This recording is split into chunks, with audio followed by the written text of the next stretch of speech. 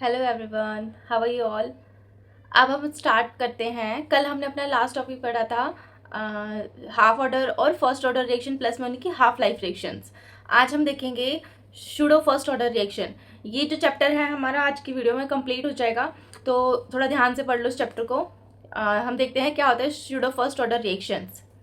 Reactions which are not truly of the first order but under certain condition reactions become that of first order are called pseudo unimolecular reactions।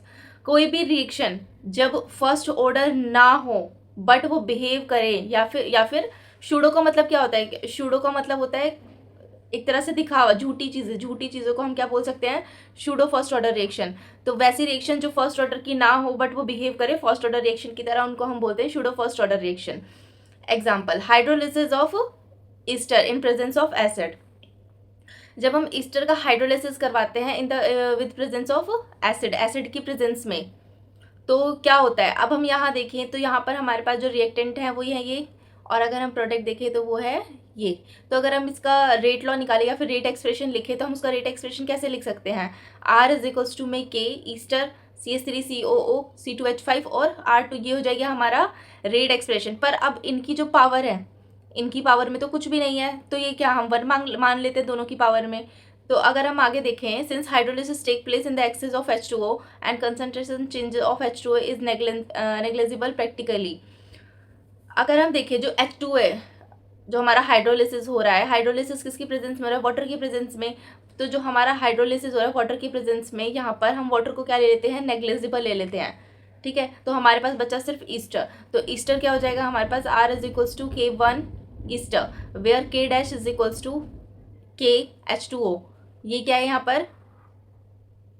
ये लिया है हमने यहाँ पर negligible, ये लिया है हमने यहाँ पर नेग्लिजिबल। अब हमने इसको शूडो फर्स्ट ऑर्डर रिएक्शन क्यों कहा? अगर हम देखें, अगर हम यहाँ रेट एक्सप्रेशन देखें, जब हमारे पास ना तो यहाँ कुछ पावर है ना तो इसकी कुछ पावर है, रेट एक्सप्रेशन यहाँ पर हम क्या ले लेते हैं? जब कुछ पावर ना हो, 1 और 1। और अगर देखा जाए आर क्या हो जाएगा? Is equals to X plus में वाई। तो आर की अगर हम देखें तो ये कौन सी ऑर्डर रिएक्शन आ रही है? सेकेंड ऑर्डर रिएक्शन आ रही है। 2 आ रहा है इसका ऑर्डर, 1 प्लस में 1, अगर हम ईस्टर प्लस में H2O को ले। बट हमने यहाँ क्या किया? इसको 1 बनाने के लिए हमारा जो हाइड्रोलिसिस वाला पार्ट है उसको हमने क्या कर दिया? नेग्लिजिबल कर दिया।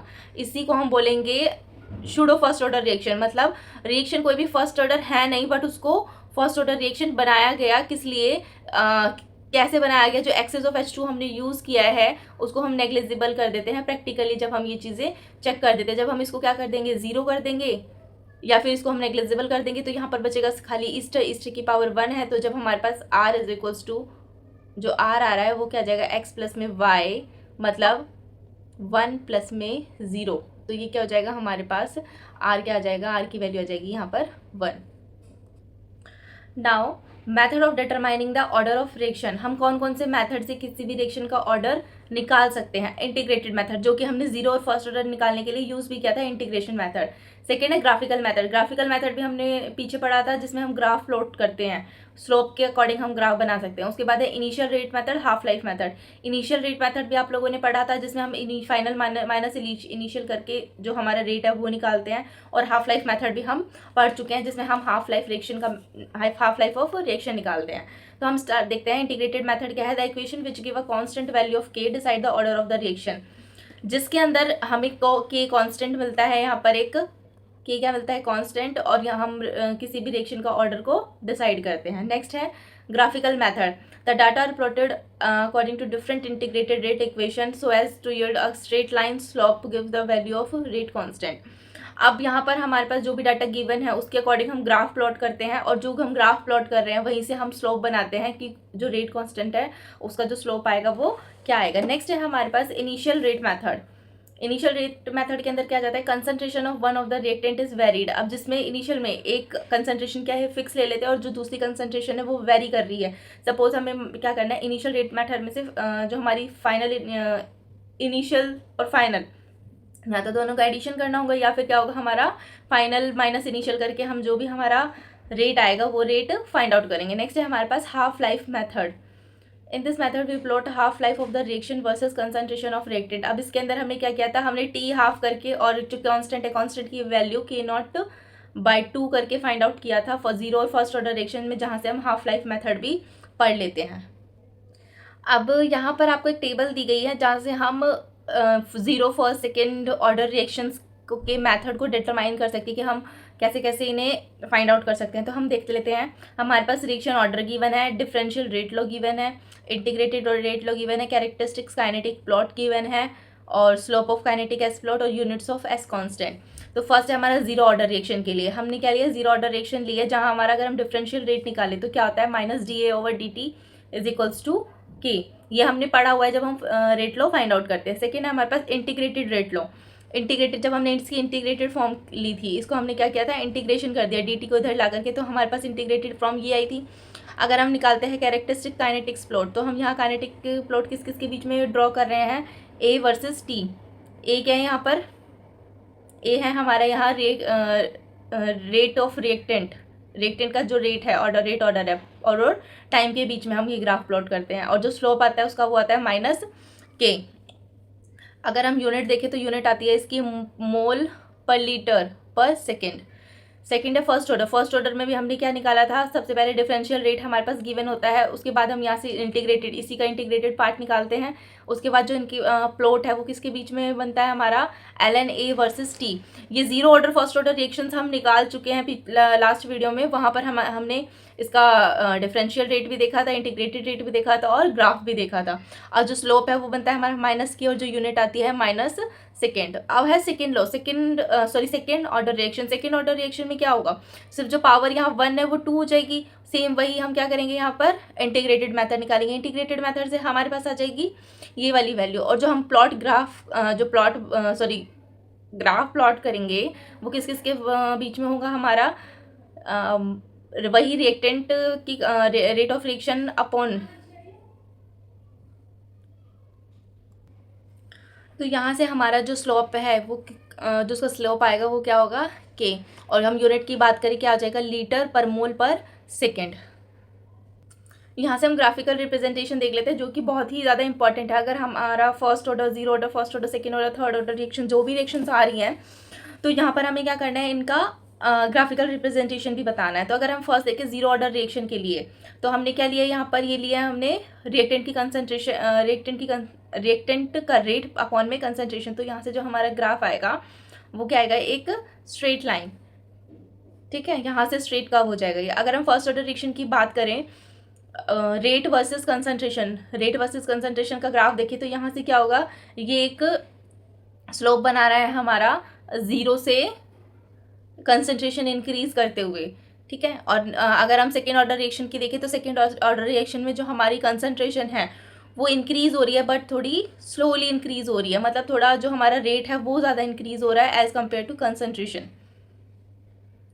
अब हम ग्राफिकल रिप्रेजेंटेशन देखते हैं किस किस के बीच में, concentration of integrated rate equation versus time, मतलब इंटीग्रेटेड रेट इक्वेशन और टाइम के बीच में जब हमने उस इक्वेशन का इंटीग्रेशन कर दिया, तो कंसंट्रेशन ए और टाइम के बीच में अगर हम कर देते जीरो ऑर्डर के लिए, तो हमारा कर्व आएगा कुछ इस तरह का। हमने जब रेट और कंसंट्रेशन के बीच में ग्राफ देखा था, तो हमारा जो कर्व आ रहा था वो कुछ इस तरीके से स्ट्रेट लाइन आ रही थी एक। अगर हम यहाँ देखें इसमें, तो हमारा जो फर्स्ट ऑर्डर रिएक्शन के लिए रेट और कंसंट्रेशन का ग्राफ था वो हमारा कुछ यहाँ से एक स्ट्रेट लाइन बना रहा था, बट इसके अंदर क्या बना रहा है ये, इसके अंदर बना रहा है आपका लॉग ए और फर्स्ट ऑर्डर रिएक्शन टी के बीच में क्या बन रहा है, यहाँ से एक स्लैंटिंग लाइन बन रही है। अब हम देखते हैं सेकेंड ऑर्डर रिएक्शन के लिए। सेकेंड ऑर्डर रिएक्शन में हमने देखा था सर, जो हमारी कंसंट्रेशन है वो इंक्रीज होती है बट थोड़ी स्लो होती है, बट हमारा जो रेट है वो ज़्यादा इंक्रीज हो रहा था। और यहाँ पर क्या होगा, हमारा जो ग्राफ देख रहे हैं हम इंटीग्रेटेड फॉर्म और टाइम के बीच में वो ग्राफ बनेगा हमारा थोड़ी जीरो से अपर वैल्यू, मतलब रेट जो है वो थोड़ा ऊपर से स्टार्ट होगा और वहाँ से एक स्लैंटिंग लाइन कर्व बनाता है। अब हम देखते हैं इनिशियल रेट मेथड क्या होता है। This method involve the determination of the order of each of reactant separately. अब इस में क्या करते हैं हम, एक रिएक्शन अगर हमारे पास गिवन है तो उसमें हम उसके ऑर्डर को सेपरेटली पहले तो हम फाइंड आउट करते हैं, रिएक्टेंट का अलग और प्रोडक्ट का अलग। उसके बाद to determine the order of a particular reactant, its concentration is varied keeping the concentration of the other reactant constant. अब हमें क्या करना है, अब जो यहाँ पर हमारे रिएक्टेंट कांस्टेंट्स है, जैसे ए हो गया और बी हो गया, अब जो इनकी कांस्टेंट्स की वैल्यू है वो भी क्या होगी, बिल्कुल अलग अलग होगी। जैसे मैंने आपको बताया था एक्स और वाई की टर्म्स में अगर हम देखें तो इनकी जो पावर है वो भी डिफर करती हैं। In every experiment we determine the initial rate of the reaction and observe the dependence of rate of that particular reactant. अब हम अगर अब इसका रेट फाइंड आउट करें, हमारे पास सपोज ये वाली एक रिएक्शन है जिसको हमने यहाँ पर mn डिनोट कर लिया अभी XY की जगह, और हमारे पास दो रिएक्शन है। अगर हमें दो रिएक्शन का रेट को क्या करना है, फाइंड आउट करना है, मतलब चेक करना है, जैसे हम फाइनल माइनस इनिशियल करते हैं, अगर हमें रेट निकालना है तो हमने क्या किया, फाइनल माइनस इनिशियल करके निकाले थे। तो हम उस मेथड को छोड़ करके इससे करते हैं R1/R2, मतलब फर्स्ट रिएक्शन का रेट अपॉन में सेकंड रिएक्शन का रेट। तो यहाँ से हमारे पास क्या आ जाएगा, पहले हम फर्स्ट रिएक्शन का रेट लिखेंगे A1 की पावर m B की पावर n, और या फिर सेकेंड रिएक्शन का देखें तो हम A2 की पावर m और B की पावर n। तो यहाँ से अगर हम रेट निकालें R1/R2, तो हम इन दोनों की पावर क्या है, A1/A2 की पावर क्या है, m है। इस तरीके से हम लिख सकते हैं। तो हम ऐसे रेट फाइंड आउट कर सकते हैं। ऐसे ही हम सेम लिख सकते हैं B के लिए। यहाँ B जो है, B की वैल्यू क्या हो जाएगी, हमारी 0 हो जाएगी, क्योंकि डिवीजन में है तो n-n, तो ये हो जाएगा हमारे पास 0। तो यहाँ पे वैल्यू आ जाएगी हमारी 1, बट ये A1 और A2 है, तो यहाँ पर हमारी क्या रहेगी वैल्यू, A1/A2 की होल पावर m। अब हमारे यहाँ पर कुछ थ्योरीज आ जाती हैं कोलिजन केमिकल काइनेटिक्स की। तो फर्स्ट है यहाँ पर, फर्स्ट थ्योरी है हमारी कोलिजन थ्योरी, है सेकेंड है हमारी ट्रांजिशन स्टेट थ्योरी। तो अगर हम देखें, पहले तो नॉर्मली हम समझ लेते हैं कॉलिजन से हम समझते क्या है कि दो या दो से ज़्यादा चीज़ों के बीच में जो कॉलिजन हो रहा है, मतलब आपस में जो एक दूसरे से टकरा रहे हैं, उसी को हम कॉलिजन बोलते हैं। तो हम इसमें पढ़ने वाले हैं रिएक्शन के अंदर एक तो कॉलिजन थ्योरी केमिकल काइनेटिक्स में, और एक ट्रांजिशन स्टेट थ्योरी। अब ट्रांजिशन स्टेट क्या होती है, कोई रिएक्शन के अंदर रिएक्टेंट से प्रोडक्ट की तरफ जा रहा है, तो एक स्टेट ऐसी आती है जो रिएक्टेंट क्या करता है, रिएक्टेंट में टूट के और वो तुरंत ही किस में कन्वर्ट हो रहा होता है, प्रोडक्ट के अंदर। उस एनर्जी को हम बोलते हैं, उस स्टेट को हम बोलते हैं ट्रांजिशन स्टेट। जो स्टेट रिएक्टेंट से प्रोडक्ट में चेंज हो रही है और एक ऐसी स्टेट आती है जहाँ पे रिएक्टेंट टूट करके किस में कन्वर्ट हो रहा है, प्रोडक्ट के अंदर कन्वर्ट हो रहा है, उस स्टेट को हम बोलते हैं ट्रांजिशन स्टेट। तो हम आगे देखते हैं। सबसे पहले हम देखते हैं यहाँ कॉलिजन थ्योरी क्या होती है। Collision theory, reaction occur when reacting species have sufficient energy to collide and proper orientation in space। कैसे, जो रिएक्शन हमारी हो रही है, कोई भी रिएक्शन जो हो रही है उनके अंदर अगर कोई पार्टिकल्स, जब हम बोल रहे हैं कि वो रिएक्टेंट से प्रोडक्ट के अंदर कन्वर्ट हो रहे हैं, रिएक्टेंट से प्रोडक्ट में चेंज हो रहे हैं, तो वो पार्टिकल्स रिएक्टेंट के जो भी हमारे मॉलिक्यूल्स, एटम्स, कंपाउंड्स जो भी होंगे वो क्या होंगे, सबसे पहले डिसोशिएट्स होंगे। डिसोशिएट होने के बाद ही तो वो हमारे प्रोडक्ट के अंदर कन्वर्ट होंगे। तो उनके बीच में जो कॉलिजन होगा, उस कॉलिजन की हम बात करें कि उसको होने के लिए क्या होनी चाहिए, सफिशिएंट एनर्जी होनी चाहिए उन स्पीसीज के पास कि वो कोलाइड कर सके और उनका प्रॉपर जो ओरिएंटेशन है वो हो सके। अभी हम नेक्स्ट टॉपिक देखते हैं, energy barrier. The minimum energy which the collide particles possess in order to bring about the reaction is called threshold energy. Minimum energy which is required to collide a particle. अब कोई चीज़ है stable ऐसे ही रखी हुई है, ठीक है, कोई सॉलिड दो चीज़ें हैं ऐसे ही रखी हुई हैं, जब तक वो सिंपल ऐसे ही रखी हुई हैं, कोई उसके अंदर अपनी मिनिमम एनर्जी नहीं आ रही, तो क्या वो आपस में कोलाइड करेंगे, नहीं करेंगे। अगर इनके पास इतनी टेंडेंसी नहीं है कि ये अपने पास कोई एनर्जी जनरेट कर सकते, मिनिमम एनर्जी, क्या ये आपस में कोलाइड करेंगे, नहीं करेंगे, नहीं टकराएंगे। तो ये एनर्जी चाहिए होती है हमें, इसी को हम बोलते हैं energy barrier. The energy difference between threshold energy and average energy of reacting molecules is called activation energy. अब इन मॉलिक्यूल्स के अंदर जो हमारे ये जो पार्टिकल्स और जो स्पीसीज हैं, जब ये डिसोशिएट हो गए, अब अगर ये अपनी स्टेबल पोटेंशियल एनर्जी में है, काइनेटिक एनर्जी में ना होकर पोटेंशियल एनर्जी में है, ये कोलाइड नहीं करेंगे क्योंकि इनके अंदर कोई भी एक्टिवेशन एनर्जी नहीं है। जब तक इनके अंदर एक्टिवेशन एनर्जी नहीं होगी, ये कोलाइड करना स्टार्ट नहीं करेंगे। नेक्स्ट है हमारा ओरिएंटेशन बैरियर। क्या होता है, colliding molecule should be in their proper orientation at the time of collision. जब हमारा कोलिजन हो रहा है, जो पार्टिकल्स का जो कोलिजन हो रहा है, उस टाइम पे जो हमारे क्या है मॉलिक्यूल्स हैं, वो उनकी जो ओरिएंटेशन है वो क्या होनी चाहिए, प्रॉपर ओरिएंटेशन होनी चाहिए कोलिजन के टाइम पर। अब हम देखेंगे यहाँ ट्रांजिशन स्टेट थ्योरी क्या होती है। In the activated complex theory we consider two reactant approaches and their potential energy rising and reaching maximum. Suppose हमारे पास क्या एक ग्राफ दिया हुआ है, ये एनर्जी के बीच में और रिएक्शन कोऑर्डिनेट्स के बीच में। तो जो हमारा रिएक्टेंट है यहाँ पर क्या है, रिएक्टेंट है हमारा कहाँ जा रहा है, प्रोडक्ट की तरफ जा रहा है। रिएक्टेंट जो हमारा प्रोडक्ट की तरफ जा रहा है। अब यहाँ जो हमारा रिएक्टेंट था, ठीक है, रिएक्टेंट क्या रिएक्ट करना स्टार्ट करता है, एक टाइम ऐसा आता है जहाँ वो जो उसके पार्टिकल्स हैं वो अपनी एक्टिवेशन एनर्जी शो करना स्टार्ट कर देते हैं। जो हमारे पार्टिकल्स हैं वो क्या शो करते हैं, एक्टिवेटेड एनर्जी।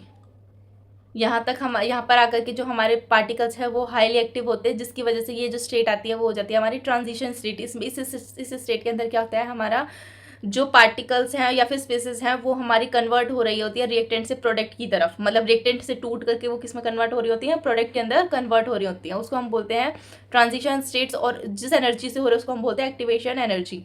तो अब ये देखते हैं, the energy needed to form activated complex is called activation energy of activation. It is very low for some reaction and very high for others. अब ये जो एक्टिवेशन एनर्जी है ये डिपेंड करती है हमारे रिएक्शंस के ऊपर कि रिएक्शन हमारी किस टाइप की है। अगर हमारी कोई रिएक्शन हीट एब्जॉर्व करिए, सपोज एंडोथर्मिक है, तो उसमें जो एनर्जी ऑफ एक्टिवेशन हो जाएगा वो हो जाएगा लो। और अगर हमारी रिएक्शन क्या है, एक्सोथर्मिक है, मतलब हीट रिलीज करिए, तो वहाँ जो हमारा एनर्जी ऑफ एक्टिवेशन हो जाएगा वो हो जाएगा हाई। अब ये है हमारा delta H is equals to E A minus E A dash.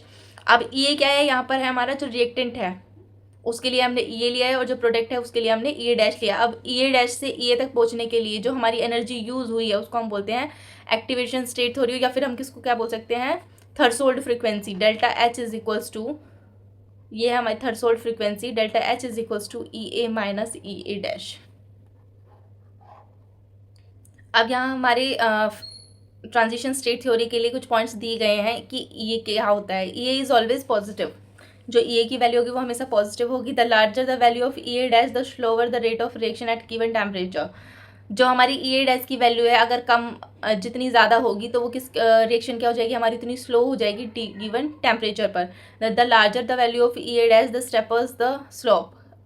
अब जो हमारा ए की वैल्यू है वो क्या हो जाए, बहुत ज़्यादा हो जाए, तो उसके लिए क्या चाहिए हमें, high activation energy correspond to reaction rate that is very sensitive to temperature. अब हमें अगर हमारी ई ए डैश की वैल्यू ज़्यादा हो जाएगी तो वहाँ हमें एक्टिवेशन एनर्जी क्या है, ज़्यादा चाहिए उस रिएक्शन को प्रोसीड कराने के लिए, और सेंसिटिव टेम्परेचर चाहिए, मतलब टेम्परेचर भी हमें वहाँ नोट करना पड़ेगा, मतलब देख के लेना पड़ेगा कि रिएक्शन क्या हो, कंप्लीटली प्रोसीड हो जाए। नेक्स्ट है हमारा effect of temperature on rate of reaction.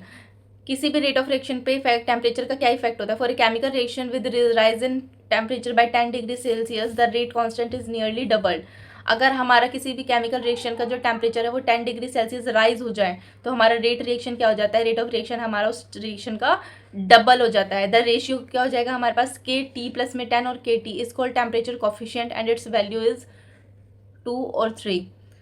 जो यहाँ हमारा क्या है, ये टी है, यहाँ हमारा ये है टेम्परेचर कॉफिशिएंट, और जो रेशियो है वो हमारा कुछ इस तरीके से होता है कि अगर हमारी रिएक्शन का टेम्परेचर 10 डिग्री सेल्सियस से बढ़ रहा है तो हमारा जो रेट है वो भी क्या हो जाता है, डबल हो जाता है। और जो यहाँ पर के की वैल्यू, टी की वैल्यू दी गई है वो होती है हमारी 2 और 3।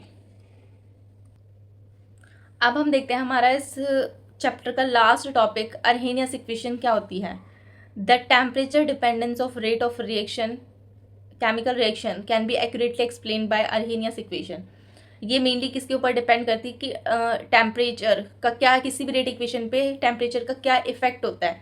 तो हमारा जो अर्हेनियस इक्वेशन है उसका एक्सप्रेशन होता है हमारा के इज इक्वल्स टू ए ई की power minus E A over R T. अब ए है यहाँ पे फ्रीक्वेंसी फैक्टर, ए क्या है यहाँ फ्रीक्वेंसी फैक्टर, और अर्हेनियस कांस्टेंट भी हम इसको बोल सकते हैं। ई ए क्या है यहाँ पर एक्टिवेशन एनर्जी, आर है हमारा गैस कांस्टेंट, टी है हमारा टेम्परेचर, और के क्या है यहाँ पर हमारा, के हमारा रेट कांस्टेंट यहाँ पर गिवन ही है। अब हम क्या करें, अगर हम इसका इंटीग्रेशन कर दें, अब हम क्या करें, हम कर दें यहाँ इंटीग्रेटेड बोथ साइड हम इसका इंटीग्रेशन कर देंगे तो के क्या हो जाएगा हमारा, एल एन के इज इक्वल्स टू माइनस जो हमारा ई ये वैल्यू है वो क्या हो जाएगी, ई की पावर वाली जो वैल्यू होती है वो लॉन में हो जाती है minus E A upon R T plus L N A. अब ये लॉग का ही फॉर्मूला है, अगर हमारे पास लॉग ए मल्टीप्लाई में बी है तो लॉग बी प्लस में लॉग ए। तो अब लॉग बी की वैल्यू क्या थी, ये थी ई की पावर, जो है पावर वाली जो डिजिट्स है वो आ जाती है minus E A over R T plus L N A. इतना करने के बाद अब हम देखते हैं यहाँ पर स्लॉप देखना है हमें, एल एन के और जो टाइम हमारा है उसके बीच में जो स्लॉप बनेगा वो स्लॉप बनेगा हमारा कुछ इस तरीके से। यहाँ जो ये वैल्यू है वो है एल एन ए की है, जो हमने लॉग वाली वैल्यू ली है मल्टीप्लीकेशन में होकर जो फॉर्मूले से में से ओपन होकर के आई है हमारी माइनस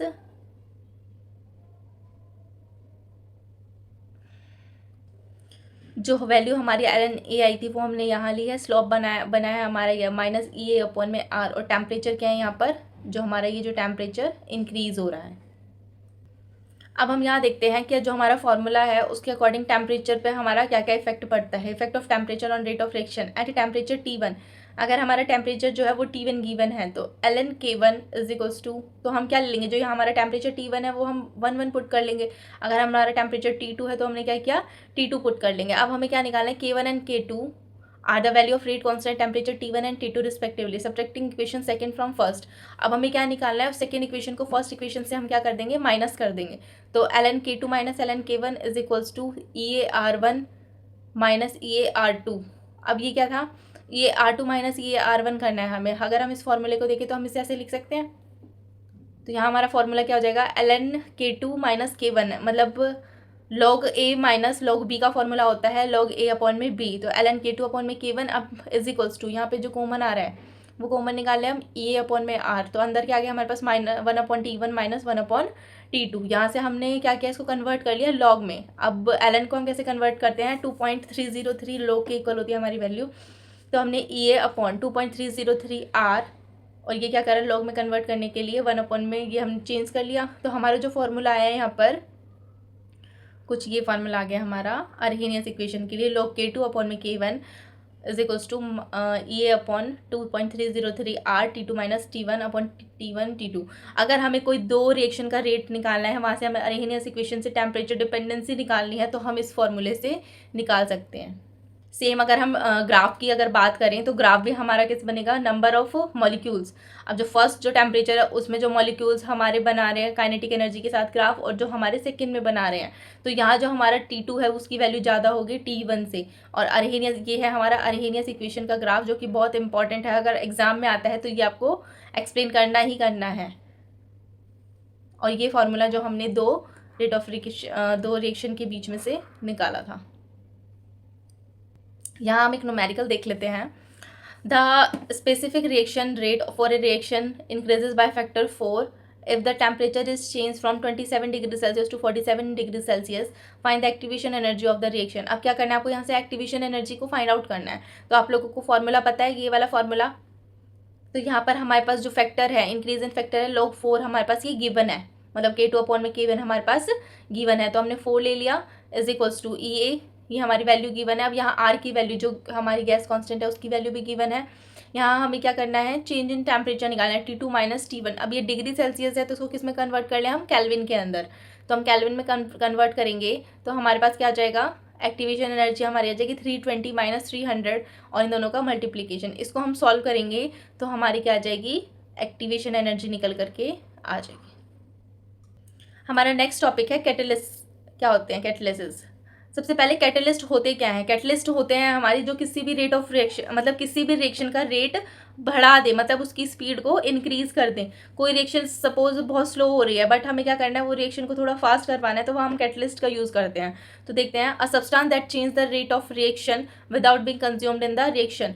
मतलब वो रिएक्शन में कंज्यूम नहीं होता, उसको हमने सिर्फ रिएक्शन में यूज़ किया है, उस रिएक्शन का वो रेट इंक्रीज कर देगा, स्लो कर देगा, फास्ट कर देगा, बट वहाँ रिएक्शन के अंदर वो खुद इन्वॉल्व नहीं होगा। Provide an easier way to react, उसको ईजी कर देगा रिएक्ट करने में। लोअर एक्टिवेशन एनर्जी उसकी कम ही लगेगी। Still make the same product, और सेम ही प्रोडक्ट बनाएगा। Enzymes are biological catalyst.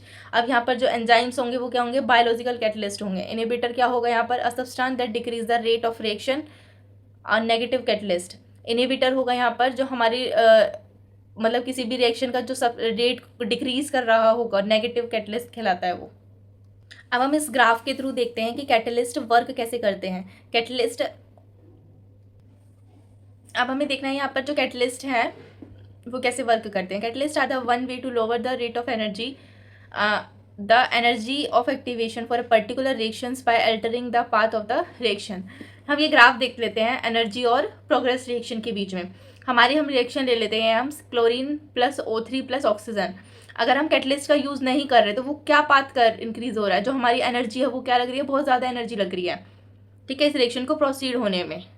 But अगर हम कैटलिस्ट यूज़ करें किसी भी रिएक्शन के अंदर तो वो जो रिएक्शन है वो हमारी कम एनर्जी यूज़ करके सेम पाथ पर प्रोसीड हो रही है। तो यही काम है, जो हमारा प्रोडक्ट है वो कैसे बन रहा है, लेस एनर्जी को यूज़ करके, और जो कैटलिस्ट है वो हमारा प्रोडक्ट बना रहा है। तो lower activation energy allow the reaction to proceed fast, मतलब सेम प्रोडक्ट वो फास्ट बना रहा है जब हम कैटलिस्ट को यूज़ करते हैं। तो इसी कैटलिस्ट के टॉपिक के साथ हमारा चैप्टर होता है आज फिनिश। तो अब हम नेक्स्ट जो चैप्टर है वो स्टार्ट करेंगे नेक्स्ट वीडियोज़ में। Thank you. इस चैप्टर में अगर किसी को कोई डाउट है तो वो मुझे ज़रूर पूछ सकते हैं कमेंट करके। Thank you.